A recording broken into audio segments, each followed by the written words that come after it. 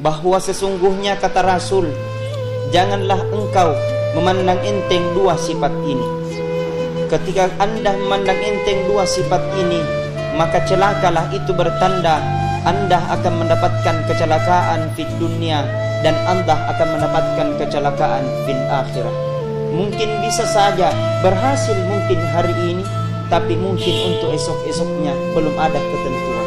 Mungkin bisa saja Anda mendapatkan apa yang Anda inginkan pada hari ini, tahun lalu, tahun yang akan datang, tapi bisa saja mungkin di akhir kehidupan Anda akan mendapatkan kesengsaraan. Apa dua sifat itu kata Rasul? Yang pertama, jangan harap akan mendapatkan keberkahan di dunia wal akhirah jikalau Anda seorang muslim kemudian memandang enteng yang namanya untuk mendirikan sholat. Sholat inilah yang paling banyak dipandang enteng oleh beragama Islam, dan perbuatan inilah yang paling banyak yang dilalaikan oleh orang-orang beragama Islam. Nah, hadirin pemirsa Citra TV dimanapun berada, kewajiban yang lain memang mungkin kita tidak bisa laksanakan. Boleh kita tidak laksanakan. Berpuasa, sakit, tidak usah berpuasa, gugur kewajiban. Bersedekah, mungkin Anda tidak mampu untuk bersedekah, untuk dimakan saja tidak cukup, apalagi untuk bersedekah. Boleh untuk tidak bersedekah. Tapi sholat, tidak ada alasan orang tidak mau sholat. Kata Rasul, awwalu man yuhasibu bihil abdi fi yaumal qiyamati as-shalah. Pertama nanti dihisab, pertama nanti akan ditimbang oleh Allah, pertama nanti akan dihitung oleh Allah adalah masalah sholat. Jikalau bagus sholatnya, insya Allah semua akan ikut bagus. Tapi keadaan sholat, ketika sholat tidak bagus, maka itu bertanda kita akan mendapatkan kecelakaan, bagikan hanya di dunia dan sampai kita akan menempatkan nanti di akhirat kemudian. Hadirin pemirsa Citra TV dimanapun berada, kewajiban yang lain, malaikat Jibril yang langsung antarkan kepada Muhammad. Sedekah, malaikat Jibril antarkan kepada Muhammad. Puasa, malaikat Jibril yang langsung antarkan kepada Muhammad. Tapi sholat, saking dimuliakannya roh sholat, Allah sendiri yang undang Nabi Muhammad sallallahu alaihi wasallam untuk ketemu dengan Allah. Sebagaimana kita ketahui bersama, dalam proses perjalanan Rasul dari Masjidil Haram Mekah ke Masjidil Aqsa Palestina, dari Palestina naik langit pertama, ketemu dengan Nabi Adam alaihissalam. Dari langit pertama naik langit kedua, ketemu dengan Nabi Isa dan Yahya alaihissalam. Dari langit kedua naik langit ketiga, ketemu dengan Nabi Harun alaihissalam. Dari langit ketiga naik langit keempat, ketemu dengan Nabi Idris alaihissalam. Langit keempat naik langit kelima, ketemu dengan Nabi Musa alaihissalam. Langit kelima naik langit keenam, ketemu dengan Nabi Ibrahim alaihissalam. Dari langit keenam naik langit ketujuh, ketemu dengan Nabi Ibrahim alaihissalam. Langit ketujuh menuju ke Sidratil Muntaha, dari Sidratil Muntaha menuju ke Mustawa, dari Mustawa menuju ke Sabah. Dari Sabah terdengarlah suara, Assalamu alayka ayyuhan nabi wa rahmatullahi wa barakatuh. Dijawab Nabi Rasul, Assalamu alayna wa ala ibadillahi sholihin. Asyhadu an la ilaha illallah wa asyhadu annaka Muhammad wa rasulillah. Maka diberikanlah oleh Muhammad pada saat itu, tidak ada yang lain adalah masalah sholat. Turun Nabi Muhammad, kemudian itulah menjadi kewajiban alasan kita untuk mendirikan sholat. Kewajiban yang lain boleh kita tidak laksanakan, tapi sholat tidak ada alasan orang tidak mau sholat. Apa alasan kira-kira tidak mau sholat? Tidak bisa berwudu, ganti dengan tayamum. Tidak bisa berdiri, silakan duduk. Tidak bisa duduk, silakan baring.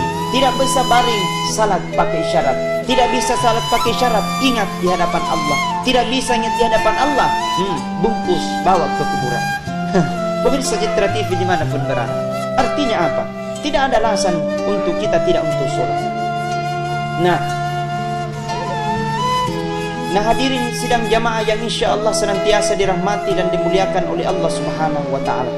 Jadi inti daripada sholat itu adalah bagaimana kita semakin kita dekat dengan Allah, bagaimana kita tubuh ini, semua yang kita miliki pada hari ini adalah untuk lebih mendekatkan diri di hadapan Allah Subhanahu wa taala. Dalam riwayat dikatakan as-salatu mirajul ummah. Salat itu adalah mirajnya umatku. Salat itu adalah tempat untuk berdiskusi dengan Allah. Salat itu tempat untuk curhat di hadapan Allah. Jadi kalau kita punya masalah, curhatlah dalam salat kita. Ya Allah, permasalahan dengan berbagai macam masalah ya Allah. Dengan keberkahan salat yang hamba lakukan ini ya Allah, berikan kemudahan ya Allah. Jadi tidak ada alasan orang tidak mau sholat. Apa alasan? Kaya. Nabi Sulaiman alaihissalam kaya, tidak pernah berhenti sujud di hadapan Allah. Nabi Sulaiman alaihissalam kaya, pekarangannya, rumahnya terbuat dari emas dan permata. Bukan di rumahnya, baru pekarangannya. Tapi Nabi Sulaiman alaihissalam kaya dan tidak pernah berhenti sujud di hadapan Allah.